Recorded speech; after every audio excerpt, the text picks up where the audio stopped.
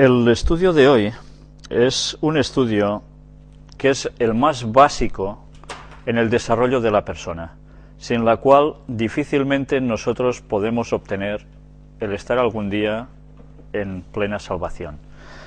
Es un tema que muchas veces se pasa por alto y casi se piensa que una persona haciendo lo que quiera, al final más o menos Dios, como es tan bueno, va a salvar a todo el mundo. Este concepto cada vez se está extendiendo más, tristemente. Vamos a ver cómo la Biblia precisamente no habla en estos términos, sino que la Biblia, como siempre, es muy clara. Hoy vamos a tratar este tema que lo podríamos titular arrepentimiento, confesión y perdón. Tres palabras que engloban una forma de andar por un camino. El primer texto que vamos a buscar hoy es en el libro de Hebreos, capítulo 4 y versículo 12. Aquí nos hace una descripción de cómo la Biblia hace algo por nosotros, cómo la palabra de Dios hace algo en nosotros. Porque la palabra de Dios es viva y eficaz, y más cortante que toda espada de dos filos, y penetra hasta partir el alma y el espíritu, las coyunturas y los tuétanos, y discierne los pensamientos y las intenciones del corazón. Si nos damos cuenta, aquí se está haciendo una analogía, una comparación, entre la palabra de Dios, la Biblia, y una espada que corta por dos filos, por los dos lados. Cuando una espada está hecha así, entra profundamente, haciendo una gran incisión encima, en el cuerpo de la persona afectada, o ante cualquier objeto que pueda entrar muy adentro. Cuando se hace esto, como comparación, vemos cómo enseguida la Biblia coge una vez más el significado de las cosas y lo aplica. Primero nos hace una ilustración y luego nos lo aplica espiritualmente. Esto Jesús era el gran maestro en todo ello, ¿no? Con las parábolas. Pues, si nos damos cuenta en esta parte, en este versículo, nos dice que penetra hasta partir el alma y el espíritu, en lo más profundo de nuestro ser. ¿Y qué hace? Las coyunturas y los tuétanos. Nos está haciendo una descripción a nivel físico, a nivel espiritual, combinando las dos cosas, para querernos decir que va hasta lo más hondo de nosotros. ¿Qué es lo más hondo que tenemos? Las coyunturas, la junta entre los huesos, los tuétanos, lo que hay dentro de los huesos. Profundizas a tope. ¿Y qué termina haciendo? Discierne los pensamientos y las intenciones del corazón. Esto, dicho así, es muy fácil, pero cuando cogemos el significado de esto, es que lo que está haciendo es desnudándonos totalmente. Nos hace ver cómo realmente somos. Cuando se habla de meditaciones, en el mundo oriental es muy peculiar que las meditaciones tienen otra trascendencia. En el mundo bíblico, discierne los pensamientos y las intenciones del corazón. Esta es la meditación del cristiano. Compararse con la palabra de Dios y darse cuenta de cómo realmente es uno. Cuando nosotros nos analizamos, comparándonos con lo que Dios quiere de nosotros, con su perfección, automáticamente, ¿qué vemos en nosotros? Fallos. Si somos sinceros, vemos fallos. ¿Y qué? ¿Nos vamos a conformar con los fallos que tenemos? Este tipo de meditación que nos muestra la palabra de Dios es la que luego nos tiene que llevar a hacer algún paso hacia adelante. Vamos a ir viendo todo esto con más detenimiento. Vayamos al libro de los Hechos de los Apóstoles, capítulo 11, y vamos a leer el versículo 18, donde hay algo muy, muy importante. A veces cuando hemos hecho algo malo, nos viene enseguida ese pensamiento de, la que he hecho. Y automáticamente viene un arrepentimiento, ¿no?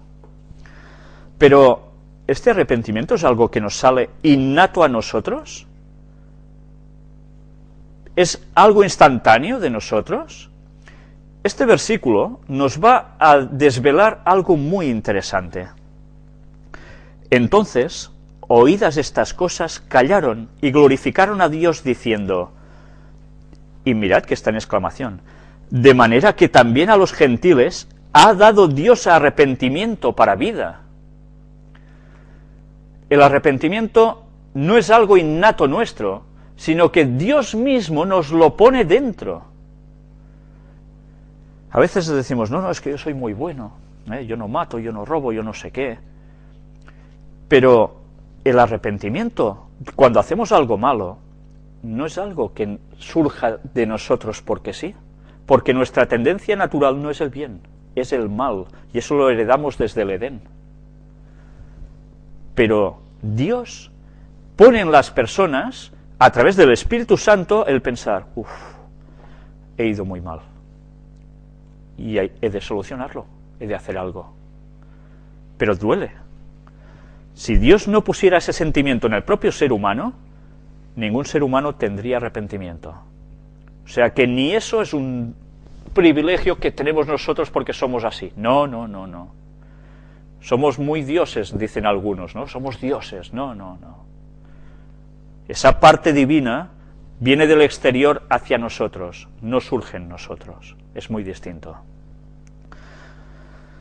Leamos ahora un texto en 2 de Corintios, la segunda epístola a los Corintios, escrita por el apóstol Pablo, capítulo 3 y versículo 18. Por tanto, nosotros todos, mirando a cara descubierta como en un espejo la gloria del Señor, somos transformados de gloria en gloria en la misma imagen, como por el Espíritu del Señor.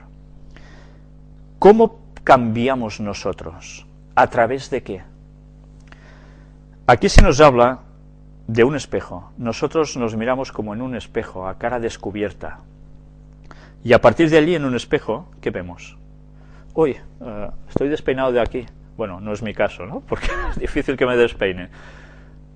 Pero automáticamente, con la palabra de Dios, con su ley, nosotros nos vemos como realmente somos y vemos qué parte debemos mejorar.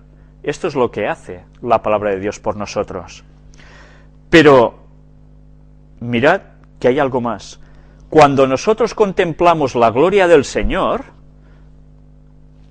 tal como es Él, automáticamente, ¿qué pasa? Somos transformados de gloria en gloria en la misma imagen como por el Espíritu del Señor. Solo podemos ser transformados realmente si miramos a Cristo, al Señor. Nosotros funcionamos por mimetismo siempre. Cuanto más vemos algo, más nos asemejamos a eso. Por eso es tan importante qué escuchamos, qué música, qué vemos, qué películas, qué escenas vemos andando por la calle. Porque cuanto más nosotros nos recreemos en algo, más nos haremos semejantes a eso.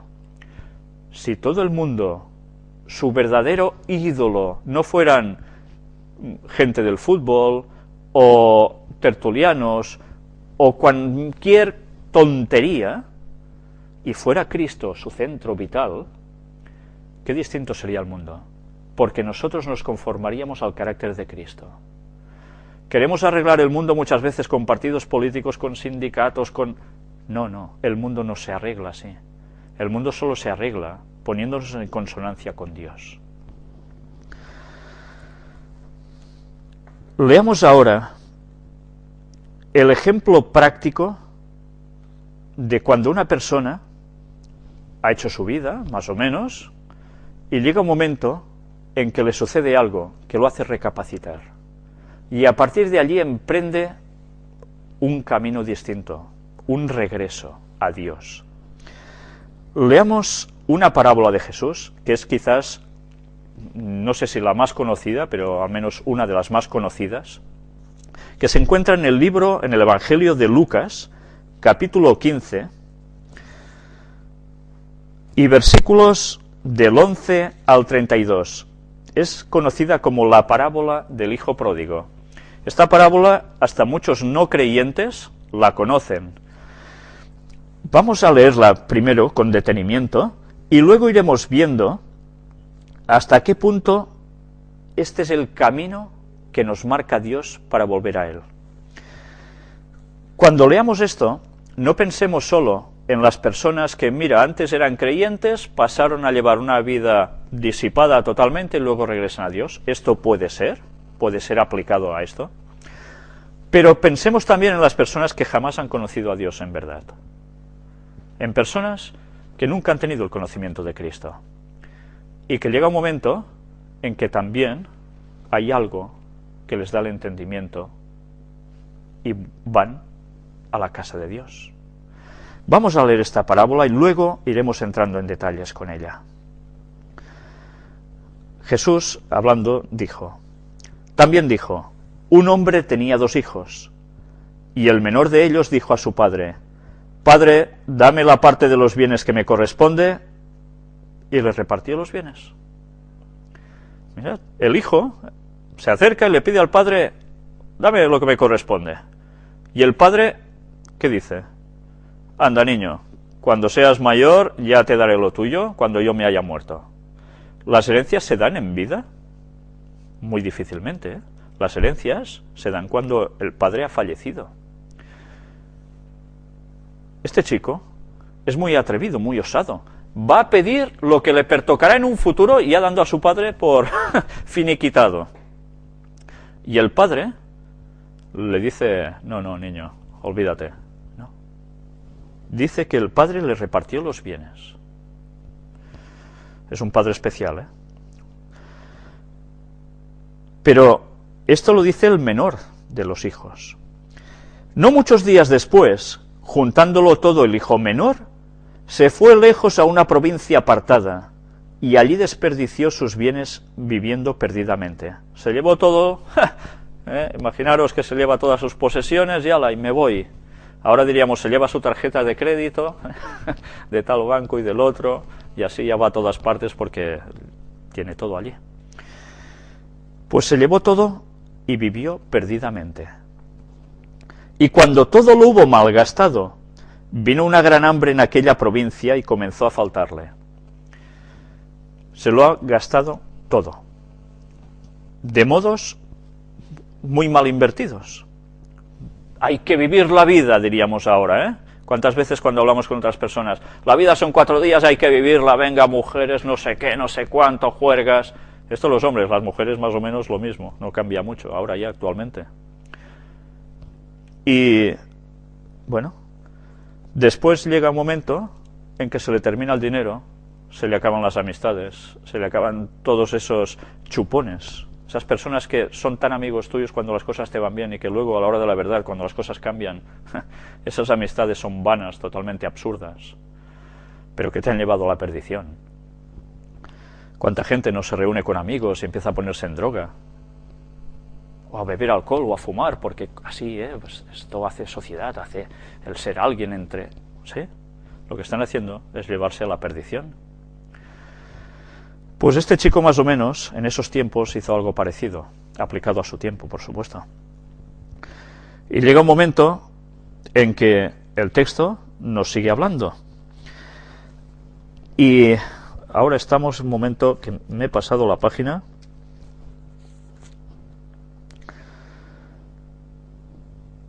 Y fue y se arremó a uno de los ciudadanos de aquella tierra, el cual le envió a su hacienda para que apacentase cerdos. Qué mal debería estar este muchacho para que, no tengo nada, ¿qué he de hacer? Uy, mira, a ver si ese señor me da trabajo cuidando de los cerdos. Estamos hablando de un señor que probablemente es judío, a ellos los cerdos poca gracia les hacían, pero que los cerdos eran comida habitual en muchas partes de su alrededor. Solo el pueblo el judío no comía el cerdo, pero el resto, todos. Incluso ya sabemos que había judíos que tenían cerdos que ellos no consumían, pero luego eso les daba ganancia. El dinero, como siempre. Yo no tomo esto porque no es bueno, pero toma, se lo paso al otro y así saco un dinerillo. Traficantes y demás, ¿no? Pues este chico se acercó para cuidar de cerdos, algo que para ellos era una abominación total. Y vamos a ver cómo continuó la historia. Y deseaba llenar su vientre de las algarrobas que comían los cerdos, pero nadie le daba.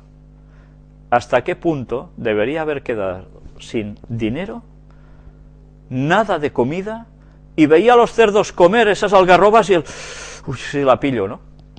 Pero nadie le daba, y si él las cogía era como robar, le estaba quitando la comida a los cerdos. ¿Hasta qué punto llegó? Caótico, total.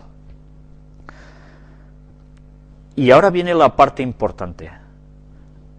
Y volviendo en sí, dijo: ¿cuántos jornaleros en casa de mi padre tienen abundancia de pan, y yo aquí perezco de hambre? Volviendo en sí. Llega un momento en que la circunstancia lo lleva a pensar que se ha equivocado grandemente, a tal punto en que se da cuenta que en la casa de su padre, si allí hasta los trabajadores tenían todo, y yo aquí, ¿qué he hecho? Ha vuelto en sí. Dios ha dejado que este hombre, este muchacho, llegue a caer bastante bajo, hasta un cierto extremo. ¿Dios es malo porque permite que este chico llegue a estar así? Mirad cómo Dios necesita algo. No lo necesita Dios en verdad, lo necesita el ser humano. A veces Dios nos tiene que poner en una situación crítica para que volvamos en sí y recapacitemos y digamos: ¿qué estoy haciendo con mi vida? Si sé que no voy bien. Y entonces esa persona tiene que hacer un cambio.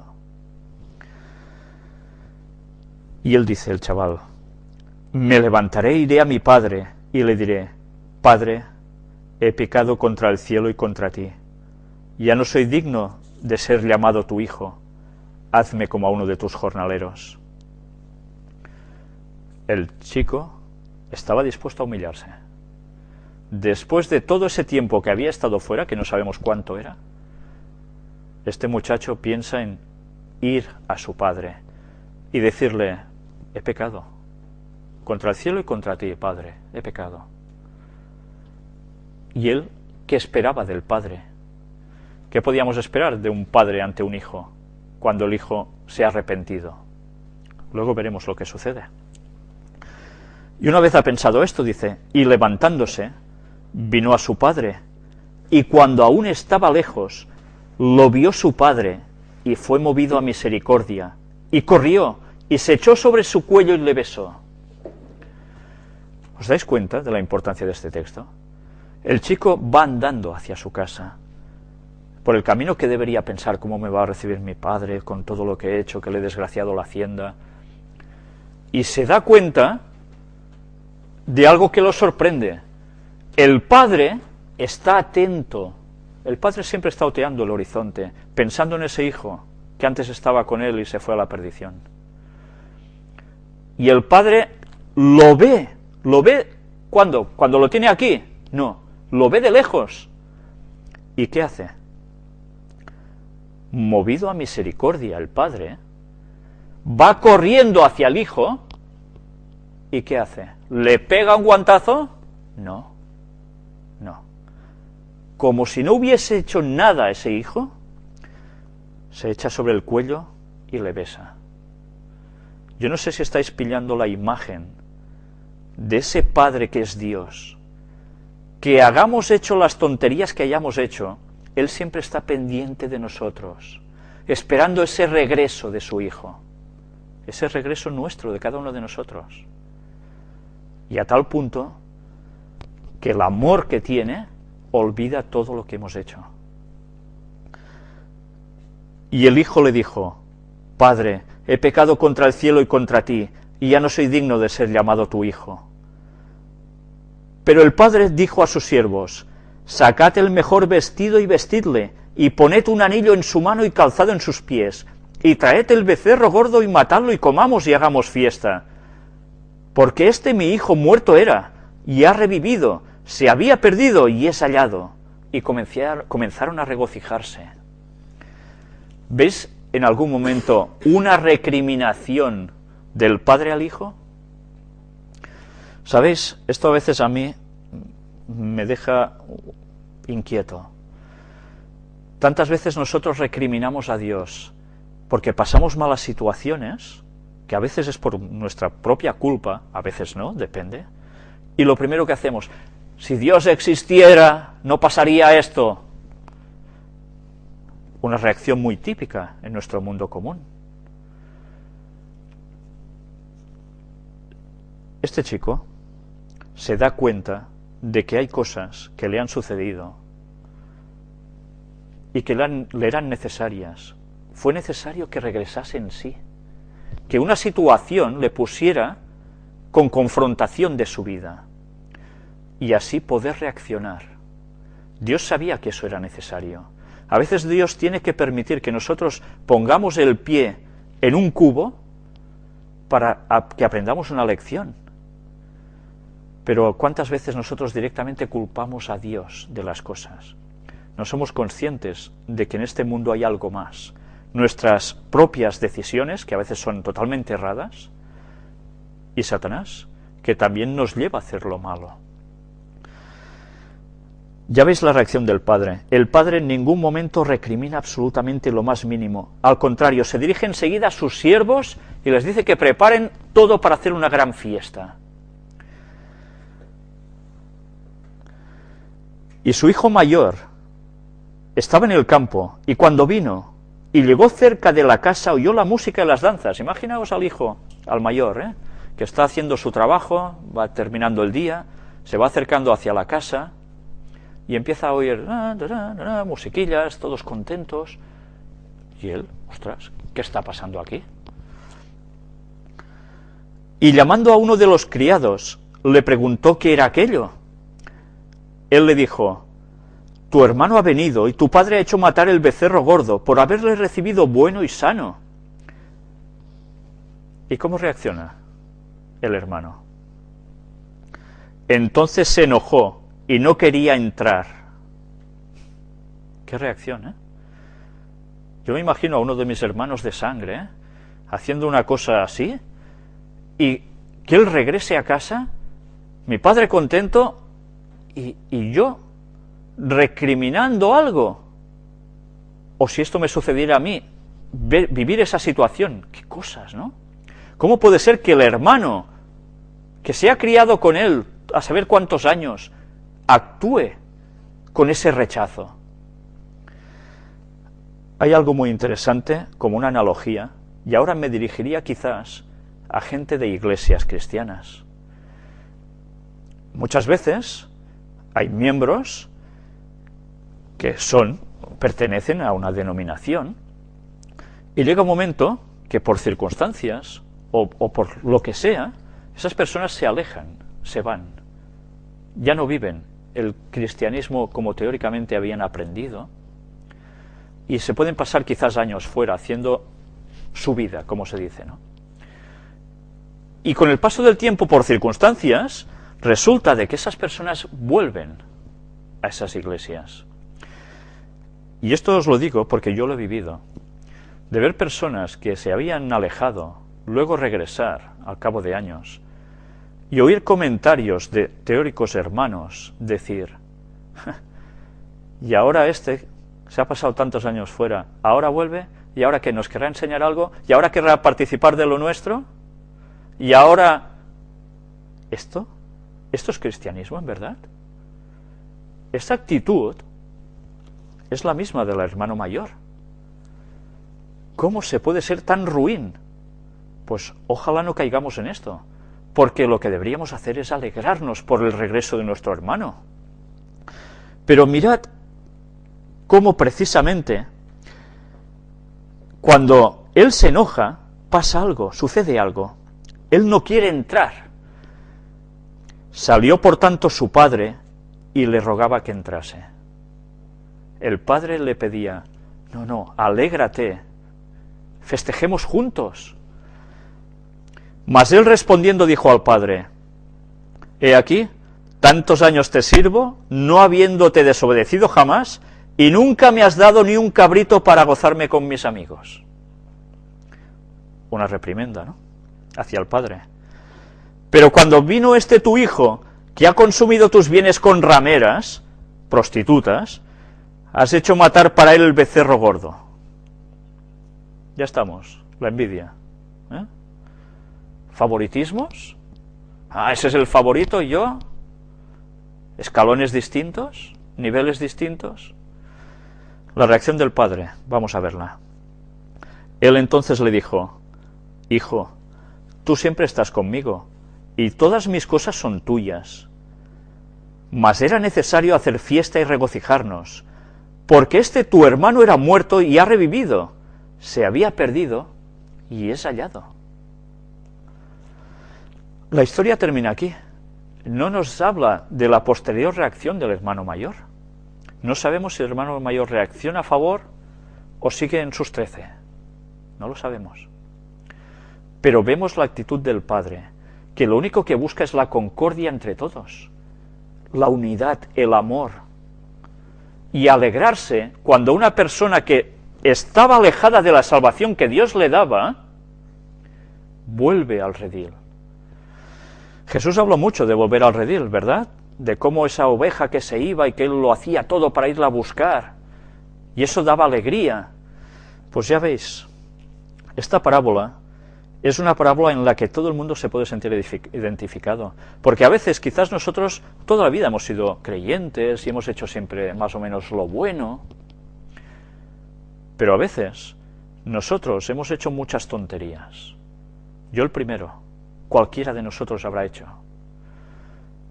Pero todos nos podemos aplicar esta parábola, porque todos hay momentos en que volvemos en sí, y entonces debemos reaccionar. ¿Cuántas veces no pecamos? ¿Cuántas veces no erramos? Debemos analizarnos y que Dios nos ilumine para entender de que estamos haciendo mal y cambiar totalmente. Ahora iremos viendo más sobre estos cambios. Hay una serie de pasos que nosotros debemos hacer para ir hacia Dios. Busquemos otro texto. En el libro de los Salmos,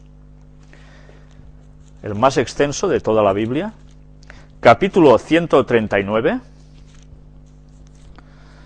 y vamos a leer 2 versículos. Vamos a ver un primer paso que los textos bíblicos nos hablan para llegar a volver a Dios. Salmo 139, versículos 23 y 24. Examíname, oh Dios, y conoce mi corazón.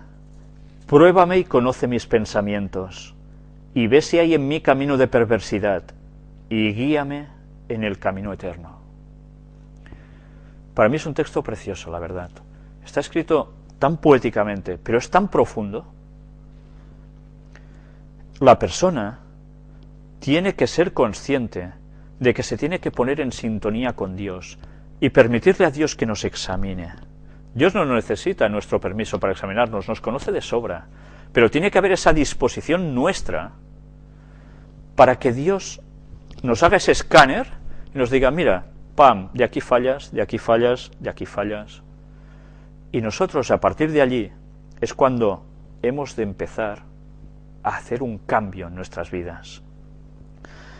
Si el texto dice: pruébame y conoce mis pensamientos, yo no sé si vosotros, con la vida que estáis llevando, os lo digo a vosotros, pero también me lo digo a mí, si tuviera a Jesús delante, que tenía la capacidad de saber cómo éramos cada uno de los que estaba delante suyo en ese tiempo, ¿qué sacaría de nuestros pensamientos? ¿Nos sentiríamos limpios delante de Él? ¿O habría cosas que nos avergonzaríamos totalmente? Yo creo que difícilmente ninguno de nosotros puede decir: no, que me examine ahora abajo, que yo estoy más limpio. Pues esto, el que escribió el Salmo, lo tenía muy claro. Él quería que Dios lo examinara. Y aunque nos duela, ese examen va a ser para nuestro beneficio, y aunque nos avergüence. Y si tenemos camino de perversidad, dice, y guíame en el camino recto. Esa meditación es la que funciona, no otra, de ninguna fuerza de cosmos penetrando en nosotros, ni nada parecido. No, esta es la parte buena que Dios nos dice que hemos de seguir. Hay otro paso que también se encuentra en los Salmos, capítulo 51, y vamos a leer del 1 al 13. Es un salmo escrito por el rey David, cuando precisamente hizo un pecado gravísimo, hizo asesinar a un soldado muy fiel que él tenía, que le tenía una gran lealtad al rey David, y lo hizo asesinar porque antes ya había cogido a la esposa de este señor, de este soldado. Y luego, además, para quedarse totalmente limpio, lo hace asesinar, se la lleva y finalmente ya se queda con ella. Y así, bueno, parece que no ha pasado nada. Dios, evidentemente, lo sabe todo. Y utiliza a un profeta llamado Natán, que no va directamente al rey David y le dice, has hecho esto, lo otro y lo otro, y te vas a fulminar. No, no le dice nada de esto. Le habla con una sutileza impresionante, de la cual nosotros deberíamos aprender cuando hemos de decir algo a los demás. Le habla a través como de una parábola, y llega a un punto en que, bueno, esa parábola la podéis encontrar en los textos, es preciosa, ver el modo en que el profeta le está iluminando para que se dé cuenta de la situación. Él había quedado tan encegado por el pecado que ni reaccionaba, ni pensaba ni si eso estaba bien, ni si estaba mal ya. Y el profeta Natán le prepara una trampa, en cierto modo. Le habla de alguien que tenía una ovejita, un pobre, que era una ovejita que la quería tanto, la tenía como si fuera su hija. Imaginaros esa relación que a veces hay entre una persona y un animal, ¿no? Tan intensa. Pues esta ovejita para él era todo. Y hay al lado, cerca, un ricachón. Esos señores que tienen todo el ganado que quieren en esa época, vale. Y resulta que a ese señor, que tiene tanto, se le ocurre hacer algo, montar una fiesta. Y no se conforma con algo de su ganado, sino que va, le quita la ovejita que tanto amaba a ese señor, y se acaba la ovejita. Cuando el rey David oye esto, esta historia que el profeta le cuenta, el rey David se enoja muchísimo y da una sentencia sobre el que ha hecho eso, indignado a tope. Y el profeta Natán le dice, tú eres ese hombre. David, ¿qué hace? David no reacciona fulminando, cortándole el cuello al profeta, que lo podía haber hecho, porque el valor que tuvo el profeta a ir ante un rey que podía hacer lo que quería con sus súbditos prácticamente, se la jugaba. Fue valiente y fue allí, con la palabra de Dios para esa persona. Y no le pegó una reprimenda castigándolo al rey verbalmente, no, no. Trabajó para que su mente se diese cuenta de lo que había hecho, para volverlo a encauzar hacia Dios. ¿Y el rey David cómo reacciona?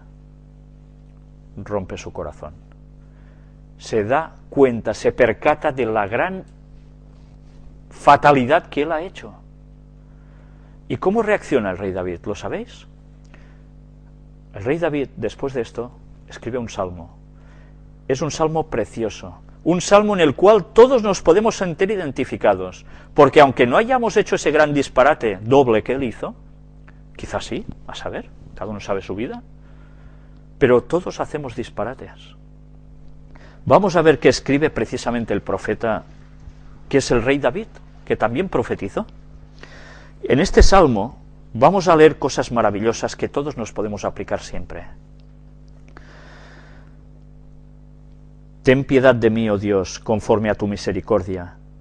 Conforme a la multitud de tus piedades, borra mis rebeliones. Lávame más y más de mi maldad, y límpiame de mi pecado.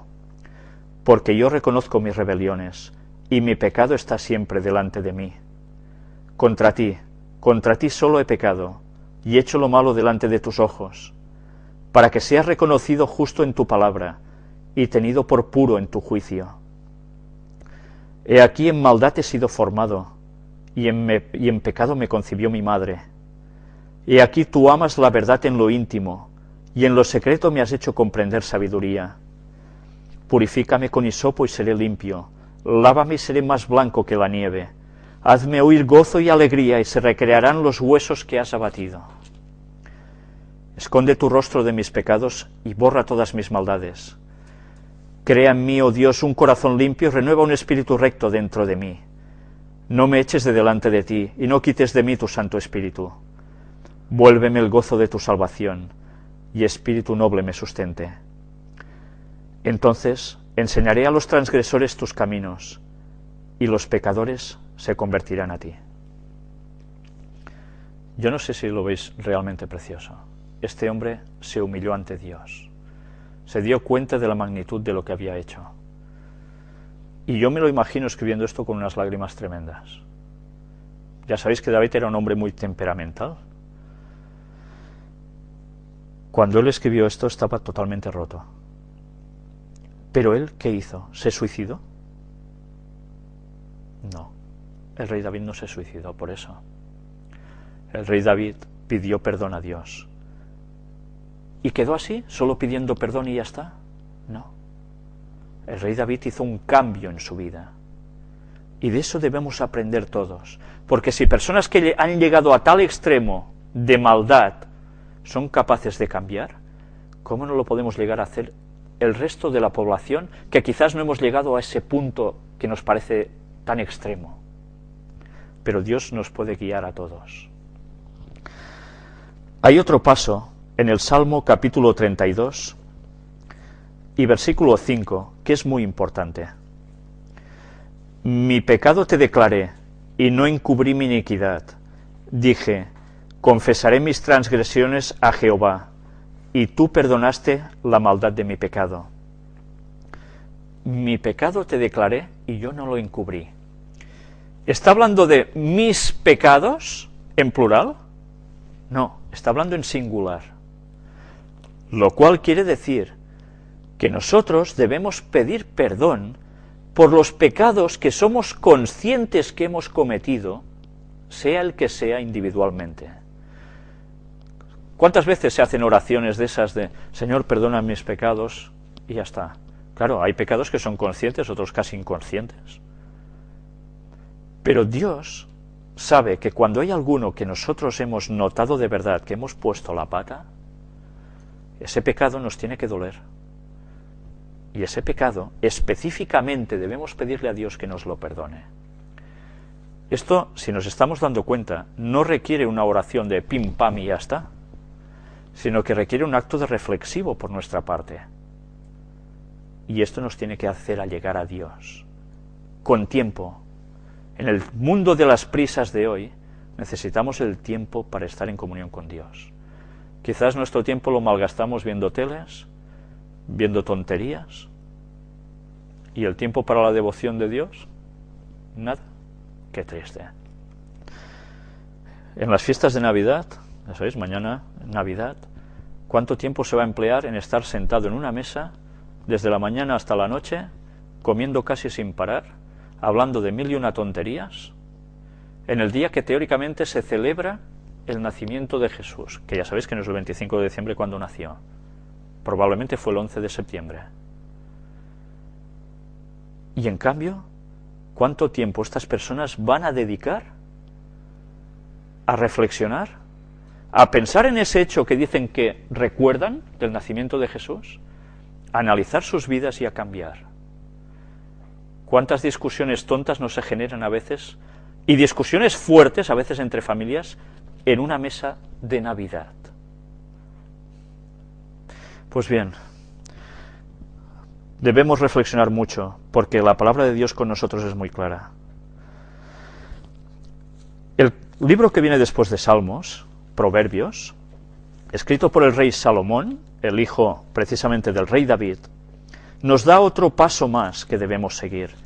Proverbios capítulo 28 y versículo 13. El que encubre sus pecados no prosperará, mas el que los confiesa y se aparta alcanzará misericordia. Está muy bien que nosotros confesemos nuestros pecados a Dios. Ya vimos en un estudio anterior que el pedir el perdón de los pecados no debe ser a un sacerdote, ni a una virgen, ni a un santo. Debe ser a Dios, porque Dios es el ofendido por nuestros pecados, porque Él hizo la ley y nos creó. Y Él es el que nos va a dar el perdón. No tiene que ser nadie humano como nosotros que debe hacerlo cuando es algo que es nuestra relación íntima con Dios. El perdón a los hermanos o a la gente de nuestro alrededor debemos hacerlo si en algo hemos afectado a los otros. Pero cuando hay algo que a veces es para nosotros, es a Dios que le hemos de pedir ese perdón. Pero si os habéis fijado, en este texto nos decía que no solo debemos pedir perdón. ¿Qué nos dice el texto? Mas el que los confiesa y se aparta, alcanzará misericordia. Por tanto, después de la confesión del pecado, debe haber un rechazo a ese pecado y apartarse de él. No ir, mira, pues ahora vuelvo a hacerlo, y vuelvo a hacerlo, y vuelvo a hacerlo. ¿Sabéis? Pecar una vez sobre algo puede ser duro en un principio. La conciencia, ¿eh?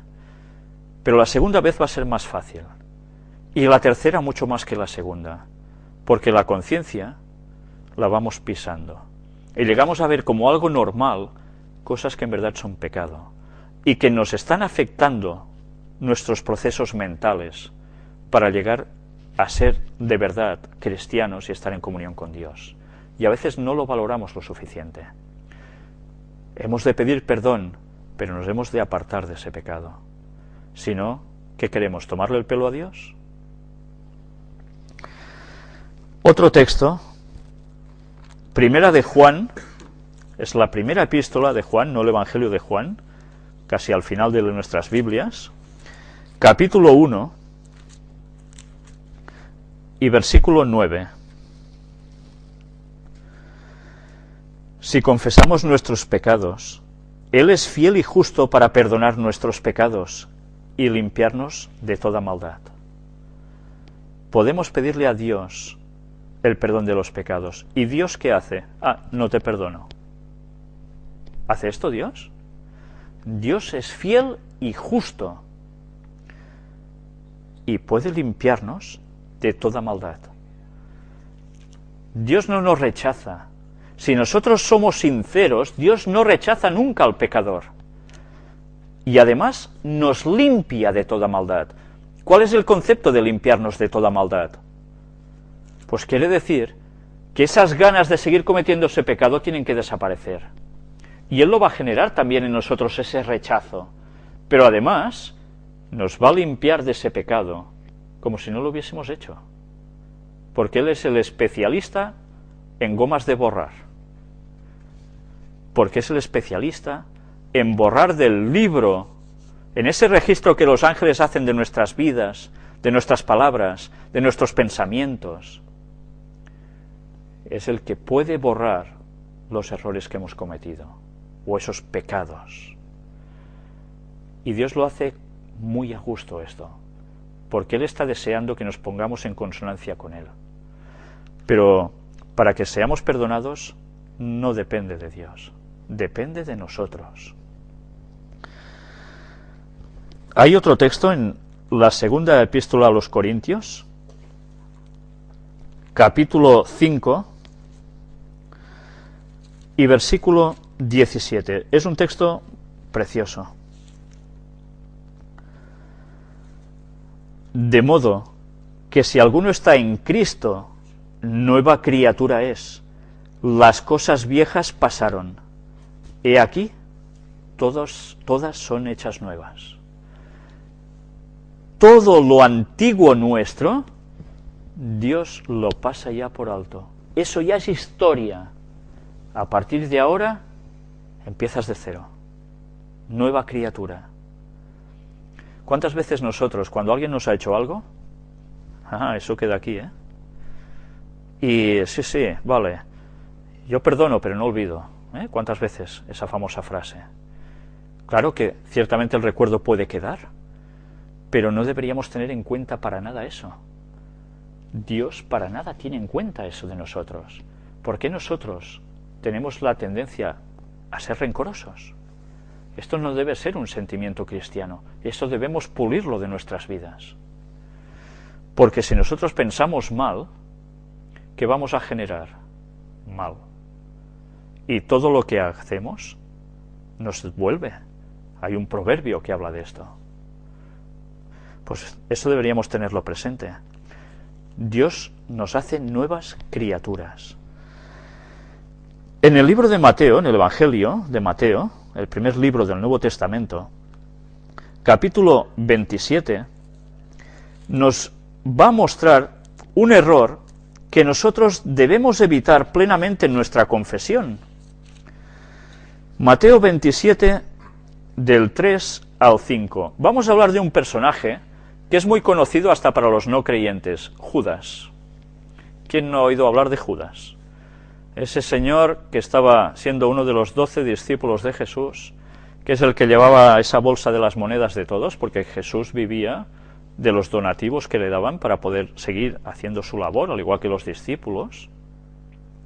Pero que él, ¿qué hacía con esa bolsa? Iba sustrayendo, Sí, no, tonto no era, Bueno, sí era tonto, porque si no hubiese sido tonto, ¿cómo hubiesen cambiado las cosas?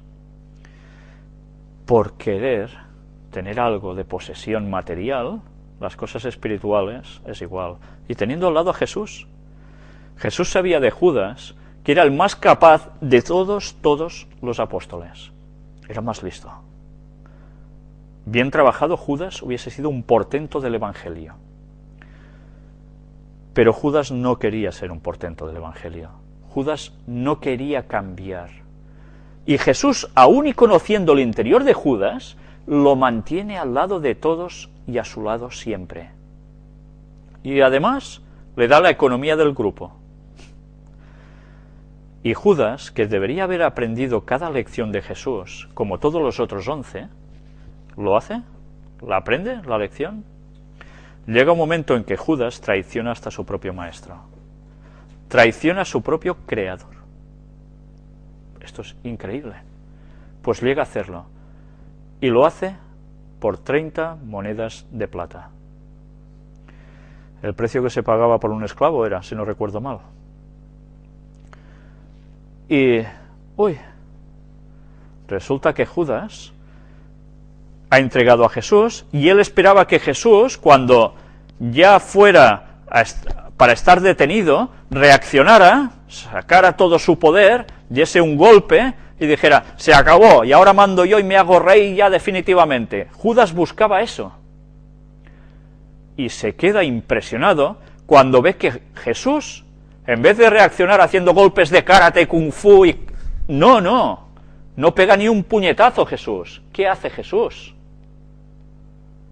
No hace nada para evitar que lo cojan. La escritura debía cumplirse. Y Judas, cuando ve que Jesús no reacciona, sino que además va, y cuando Pedro corta la oreja del que los iba a prender, uno de ellos, Malcolm se llamaba, Jesús coge la oreja, le dice a Pedro que guarde su espada, y se la vuelve a colocar a su enemigo. Un milagro impresionante. Y curiosamente, Jesús hace un milagro a sus enemigos, y sus enemigos ¿cómo reaccionan? ¿Lo adoran como Dios y lo siguen? No. Van tan encegados por el diablo que aún lo cogen y lo llevan donde lo debían que llevar. ¿Y dónde era eso? A juzgarlo, ilegalmente por la noche cuando no tocaba, maltratarlo y llevarlo a la condenación. Y resulta que Judas, cuando ve toda esa escena, arrepentido, coge esas monedas de plata, va hacia los fariseos, que son los que habían instigado por detrás para prender a Jesús, con mentiras, y arroja les da las monedas. ¿Y los otros qué le dicen? No, allá tú. Tú ya has hecho tu parte, ahora ya nosotros, ¿qué nos importa? Él arroja las monedas allí. Pero ¿cómo reacciona Judas? ¿Judas corre amargamente a pedirle perdón a Dios? ¿Judas va a cambiar su vida? ¿O cómo reacciona Judas? Creo que todos sabéis cómo termina Judas, ¿no? Mateo 27, del 3 al 5. Entonces Judas, el que le había entregado, viendo que era condenado, devolvió arrepentido las 30 piezas de plata a los principales sacerdotes y a los ancianos, diciendo: yo he pecado entregando sangre inocente. Mas ellos dijeron: ¿qué nos importa a nosotros? Allá tú. Y arrojando las piezas de plata en el templo, salió y fue y se ahorcó. Este fue el fin de Judas, que ya sabéis que después se rompe la soga, cae y se revienta. Y así termina Judas, uno de los 12 apóstoles de Jesús, que había estado 3 años y medio a su lado, el más capaz de los apóstoles. Pues bien,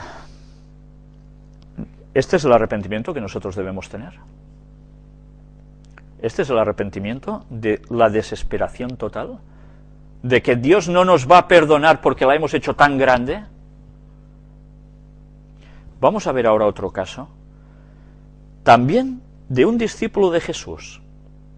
Lo conocéis, se llamaba Pedro, el que dicen que fue el iniciador de la Iglesia cristiana católica y romana. Mentira, mentira. Pero Pedro era verdaderamente uno de los discípulos de Jesús. ¿Y qué hace Pedro también? Vamos a leer el texto en el libro de Lucas, capítulo 22. ¿Sabéis? Cuando he visto películas sobre la vida de Jesús, nunca ha habido una escena clara en este aspecto, pero es una escena que cuando la lees es maravillosa.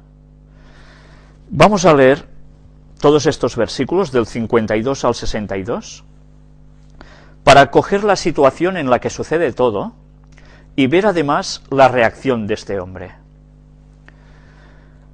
Y Jesús dijo a los principales sacerdotes, a los jefes de la guardia del templo y a los ancianos que habían venido contra él: ¿como contra un ladrón habéis salido con espadas y palos? Esto dice Jesús.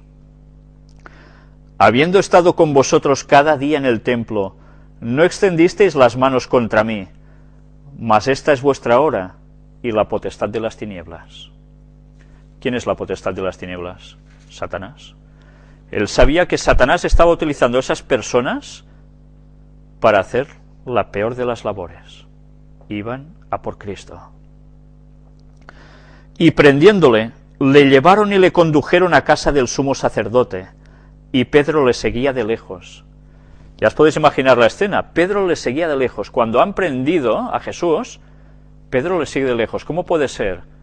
Pues porque, ¿qué hicieron los apóstoles, los discípulos de Jesús, en esos momentos que lo detenían? Aprovechando que era oscuro, ¿qué hacen? ¿Se quedan con él? No. Se esconden, huyen.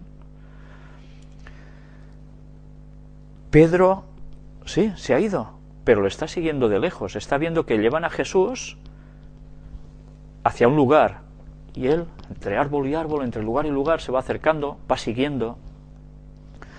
Y habiendo ellos encendido fuego en medio del patio, se sentaron alrededor, y Pedro se sentó también entre ellos. Toma, Pedro ya se ha colado por allí, ¿eh? Hay una fogata y él se acerca allí y se sienta allí.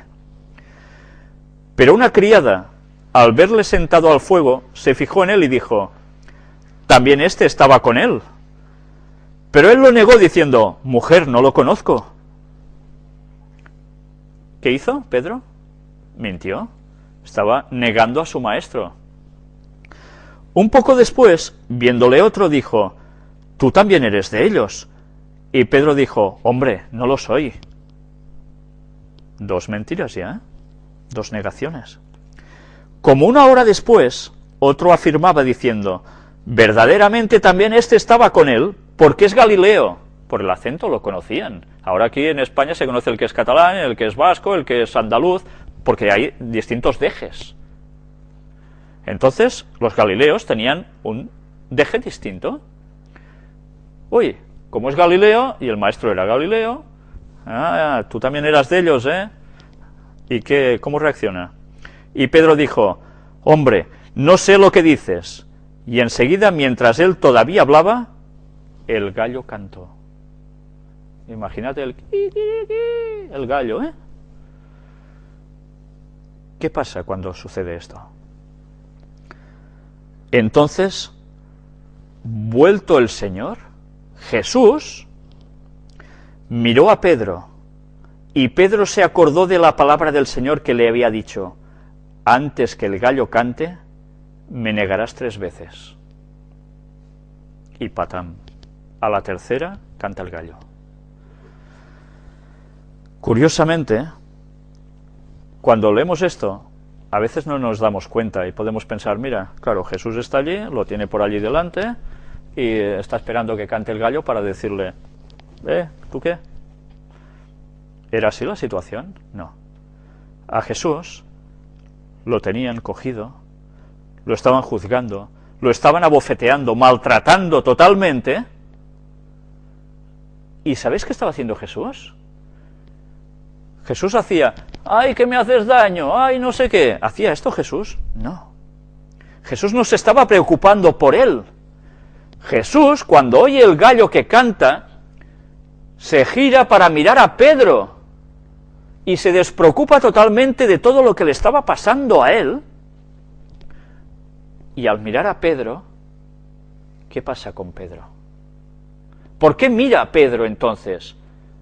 Para recordarle, te lo había dicho, tiempo atrás, unos instantes atrás de todo esto, yo, Señor, no te negaré nunca, yo hacer esto, con lo arrojado que era Pedro, Pues por bocazas, tuvo que aprender la lección, y tuvo que aprenderla del peor de los modos, viendo a su maestro, a su creador, pasándolas así. Y después de que Jesús lo mira, ¿qué hace Pedro? Y Pedro, saliendo fuera, lloró amargamente. ¿Por qué creéis que Pedro hizo esto? La mirada de Jesús no fue una mirada de, ¡oh, te voy a fulminar! ¿Sí?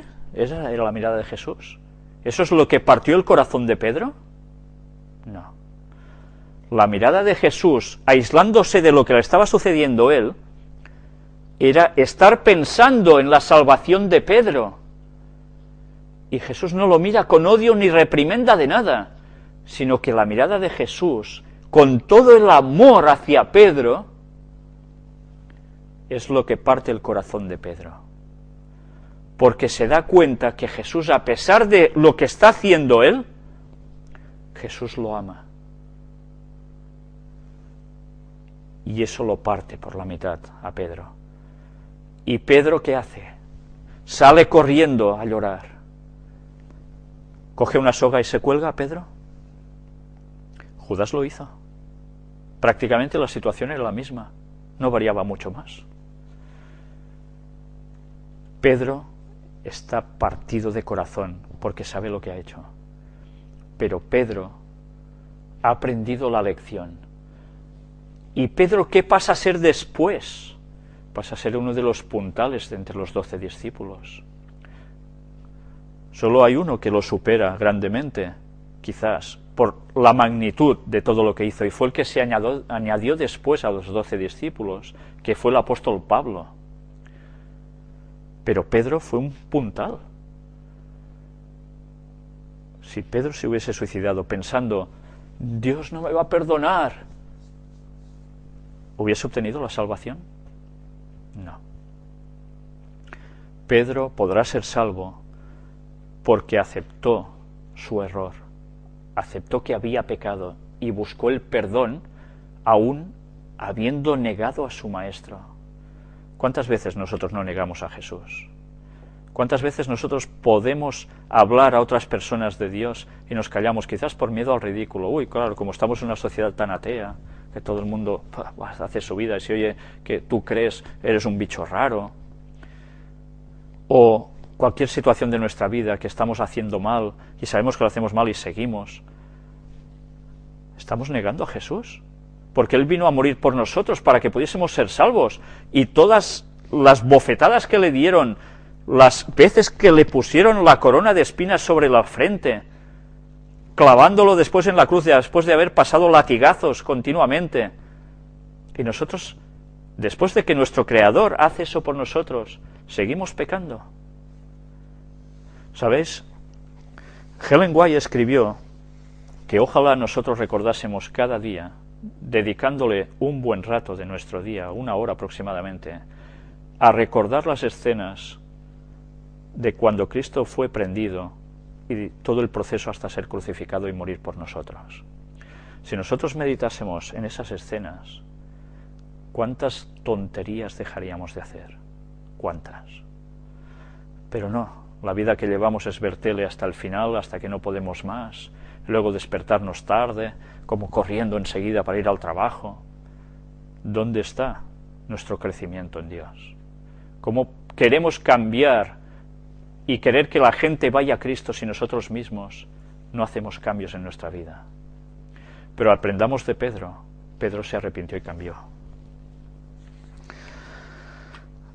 A veces el perdón puede llevar, o el arrepentimiento que podamos sentir, nos puede llevar incluso hasta el ayuno. El ayuno es una forma de contrición, de estar mal, donde tú sabes que hay algo que te está haciendo sentir mal. ¿Qué nos pasa normalmente cuando tenemos un grave problema? Nos ponemos a comer como si fuésemos cerdos, literalmente. No, ¿qué suele pasar cuando una persona está en una mala situación? ¿No se le quita el hambre? Antes habíamos leído un escrito en un texto que hablaba de problemas hasta en los huesos, porque nuestra condición mental afecta a nuestra salud. Si nosotros somos conscientes de esto, de estos pesares, a veces haremos ayuno para quedar limpios ante Dios, porque no estaremos recargando nuestro organismo, haciendo digestiones, con lo cual, ya sabéis, la digestión cómo se hace, baja la sangre, sobre todo de la cabeza, para hacer la digestión. Por tanto, ya sabéis que cuando, después de las comidas, que si suelen ser abundantes, ¿qué viene? Uy, esa soñolencia, esos golpes de cabeza, ¿eh? Cuando hay más accidentes laborales, ¿no? Precisamente después de comer, si se va a trabajar, ¡pumba! Y ya estás. Pues el ayuno lo que nos permite es tener la mente más despejada. No hace falta hacer ayuno de 80 días, pues tampoco llegaríamos a tanto, ni mucho menos. Pero a veces un ayuno nos ayuda a limpiar nuestro organismo, nos reactiva energéticamente y además nos da claridad mental. Pero el ayuno no debe ser algo que nosotros hagamos para ganar el favor de Dios. ¿Vamos a comprar a Dios así? No. Eso lo debemos hacer cuando creamos oportuno, porque hay un momento de aflicción o porque queremos estar más claramente unidos a Dios. Y eso debemos tenerlo presente. El ayuno nunca es un método para ganarse el favor divino. ¿Qué hacían los fariseos antiguamente? ¿Lo recordáis? Yo ayuno y oro. Y decían eso como, para que todo el mundo dijera, uy, este que es santo. No, no. Nuestro ayuno debería ser algo bastante silencioso y que no diciéndole a la gente, mira, yo hago ayuno porque así yo con Dios, No, no. Hay cosas que debemos llevar en nosotros con Dios. Y a veces el ayuno puede ser colectivo. Hay situaciones como en el Antiguo Testamento se reflejan de que se convocaba un día de ayuno y oración ante un grave problema, porque Dios tenía que actuar, pero quería que su pueblo estuviera en consonancia con Él para que Él pudiese hacer algo. Y así debemos hacer nosotros. Dejar que Dios actúe, pero debemos ponernos en consonancia con Él. Esto no quiere decir que obligatoriamente cada semana hemos de hacer un día de ayuno, porque si no, no, eso puede ser más o menos bueno, pero siempre son opciones. Lo importante es que nosotros no intentemos ganar el favor de Dios con nuestros actos, porque eso es una salvación por obras. Nuestra salvación se hace por fe. Las obras son una consecuencia de lo que creemos, porque el Espíritu Santo está en nosotros y vamos a guardar la ley de Dios y a hacer el bien, porque es lógico, tiene que salir de nosotros porque Dios nos lo pone. Pero Dios, vamos a ver que nos insta a algo. Dios nos insta al arrepentimiento. Y hay un libro, que es el de Santiago, también hacia el final de nuestras Biblias, capítulo 4 y versículo 14, que nos dice: cuando no sabéis lo que será mañana, ¿por qué? ¿Qué es vuestra vida? Ciertamente es neblina que se aparece por un poco de tiempo y luego se desvanece. ¿Cuántas personas dicen, no, yo ya me entregaré a Dios cuando sea viejo, voy a vivir la vida? ¿Sí? Otros, cuando son mayores, no, esto es para los jóvenes, pero bueno. Pero normalmente la gente va postergando su decisión, va poniendo peros en el camino,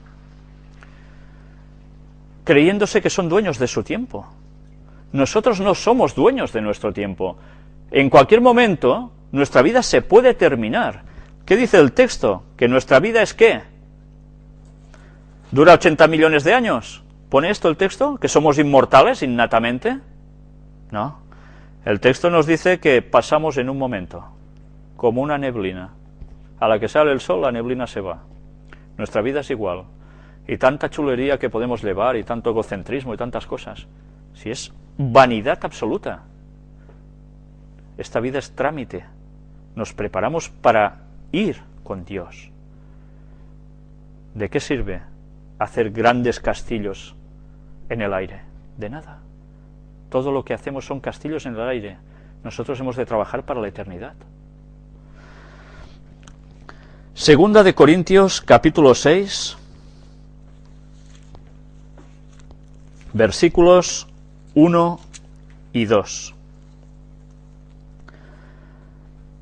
Así pues, nosotros, como colaboradores suyos, os exhortamos también a que no recibáis en vano la gracia de Dios, porque dice, en tiempo aceptable te he oído, y en día de salvación te he socorrido.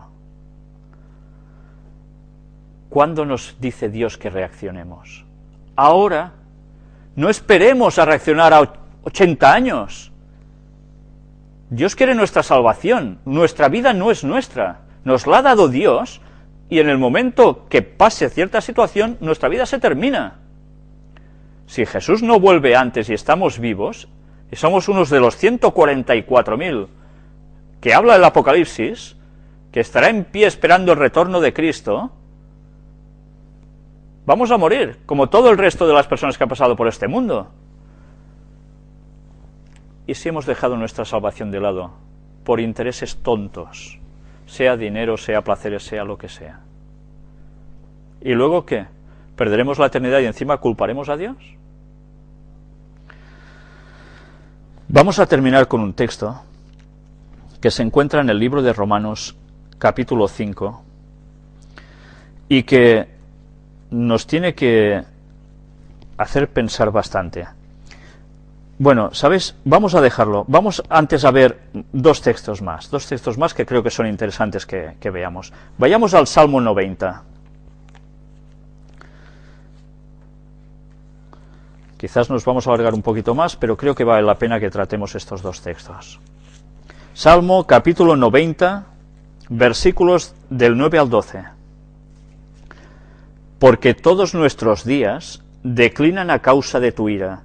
Acabamos nuestros años como un pensamiento, como un momento, Los días de nuestra edad son 70 años, y si en los más robustos son 80 años, con todo su fortaleza es molestia y trabajo, porque pronto pasan y volamos.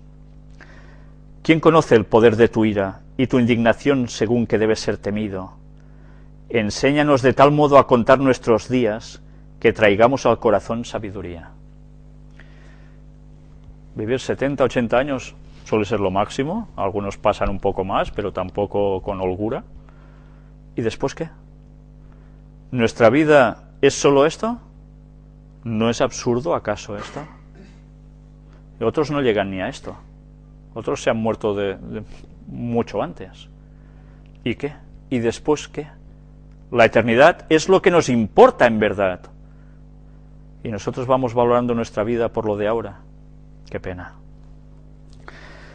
Leamos ahora en el libro de los Hechos de los Apóstoles, capítulo 17, el versículo 30. Dios nos hace un llamado. Pero Dios, habiendo pasado por alto los tiempos de esta ignorancia, ahora manda a todos los hombres en todo lugar que se arrepientan. Mirad si Dios es bueno, que los tiempos de nuestra ignorancia, que no hemos conocido más, Dios los pasa por alto, no le importan. Lo que quiere que es que nos arrepintamos, que cambiemos, y así podremos estar con la fuente de vida que es Él.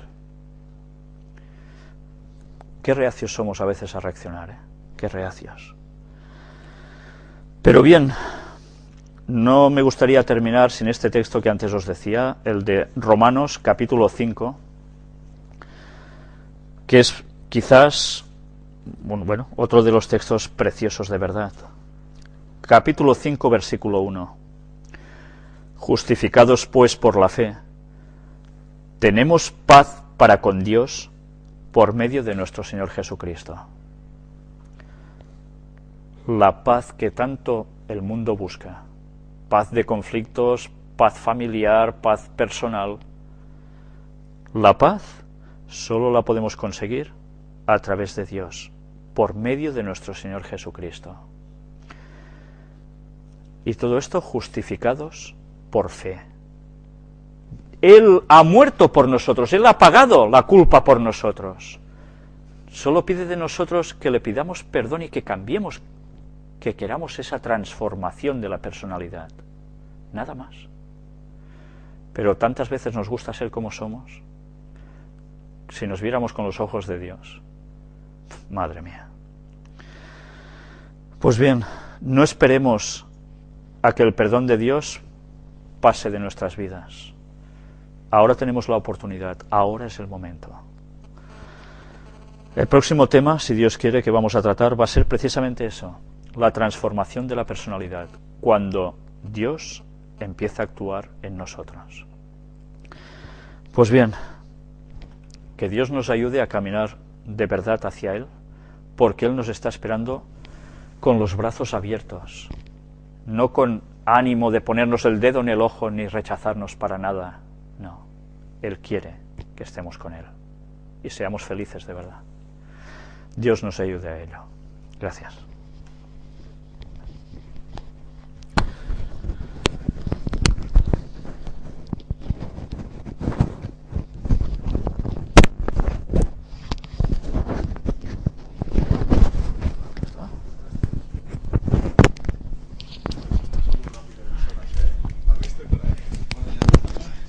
No, ya puedo anar a dormir. Tu diguis, tu marques? A mi més igual. No, jo he aguantat, David. Només que hagi una persona aquí ja és suficient. Mañana a las 12. Sí. Yo sí puedo ir mañana o no. ¿Qué veas, Per Palma? mi sí, però no sé si... Sí, a las 12 te va bien. Yo no voy a. Yo lo que no quiero es A las 12 está bien. condicionar a que lo hagáis o no. Yo sí puedo venir, vendré. Si no puedo venir, no vengo. pues a Que es las una 12, hora. si tú Si vienes, puedo venir a las Como 12, ahora, más o menos, que hemos estado. Que hemos estado una hora o más. Una hora y cuarto. Cuarto. Pero bueno, que se hace corta.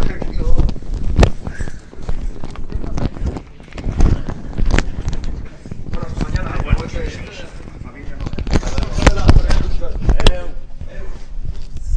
Víctor, us ho deixo tot, això, eh? Vale, I a l'escola vale. del trípode i de la càmera. Vale, merci. Doncs vinga. Víctor, ai, el mòbil. Puyo algo? No, ho deixarem igual. Bueno, alguna cosa de trobaré perquè no, Per demà fer No sé l'estudi. si ha trucat algú més o què. no crec que siguem... Ho fem aquí mateix. Una llamada perdida que no he Si sentit. puc venir demà ja ho Víctor, qui m'ha dit això? No sé si és de... Què ha fet això? Què vols dir això? Ah, no,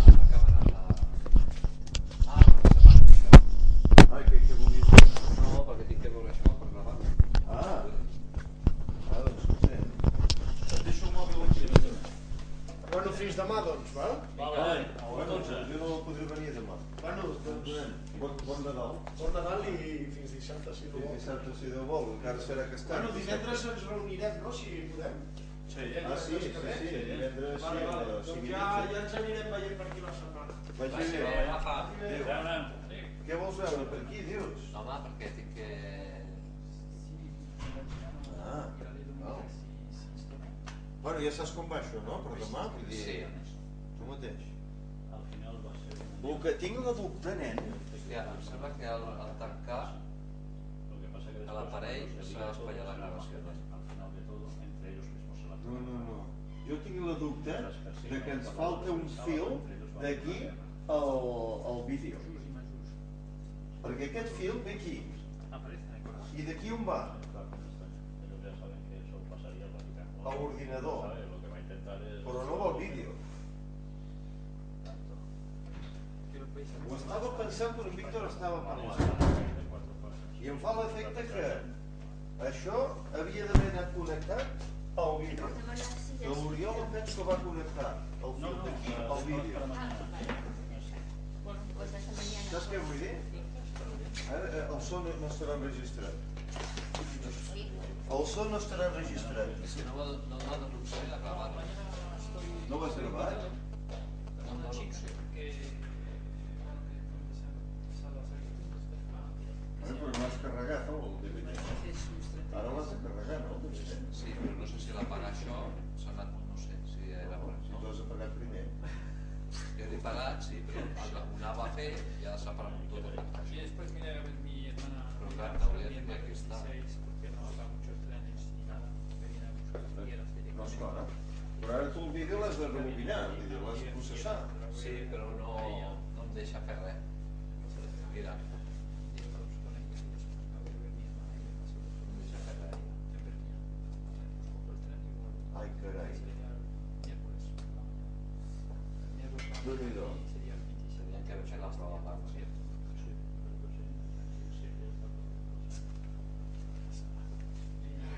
Ens hem equivocat aquí amb això, Ens hem equivocat amb això. No s'ha acabat. No ho pot dir. No s'ha gravat. No s'ha gravat. No s'ha gravat. No s'ha gravat. I a sobre una altra cosa. Ens falta un fil. La primera sí, s'ha gravat. Sí, la primera sí. Nos vemos la semana próxima. Ens falta un fil. Falta un fil d'aquí, directe al vídeo. Que no... Pensa que el viernes té a la una. Vale. És que això, vull dir-ho és un tot Bueno, humà. señores. Vale, Felices nen. fiestas, que beben. Igualmente. Feliz Navidad. Hasta luego. L'has mirat amb algun altre, si es veu? És que Bueno, aviam, està aquí, Això està gravat aquí? Això està gravat aquí en cinta.